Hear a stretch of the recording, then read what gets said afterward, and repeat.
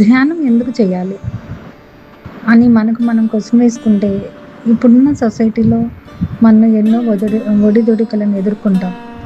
మనలోని ఒడిదుడుకులు ఏ విధంగా ఎందుకు ఎదుర్కొంటున్నాం అంటే, మనకు మానసికమైన సమస్యలు, ఆర్థికమైన సమస్యలు, చాలా సమస్యల్ని ఈ సొసైటీలో నుంచి మనం ఫేస్ చేస్తూ ఉంటాం.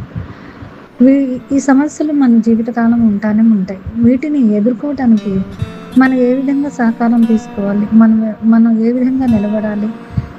అనేది మనకి మనం క్వెషన్ వేసుకున్నప్పుడు, ఇది ధ్యానం ద్వారానే కుదురుతుంది. ధ్యానం ఎలా చేసుకోవాలి? ఆ ధ్యానం చేసుకుంటే ద్వారా మనలోని శక్తిని ఏ విధంగా మనం అనుభూతి చెందగలుగుతాము అనేది యూరోప్ నుంచి వచ్చిన డాక్టర్ రాజేష్ గారు సైంటిస్ట్‌గా చేశారు. ఆయన యూరోప్ నుంచి వచ్చి మనకు ధ్యానం ఎలా చేసుకుంటే మనం ఎలా జరుగుతుంది? మనలో శక్తి ఎలా తెలుసుకోగలుగుతాము? భగవంతుని సహకారం మనకు ఏ విధంగా లభిస్తుంది? అనేది డాక్టర్ రాజేష్ గారి ద్వారా మనం తెలుసుకుంటాము.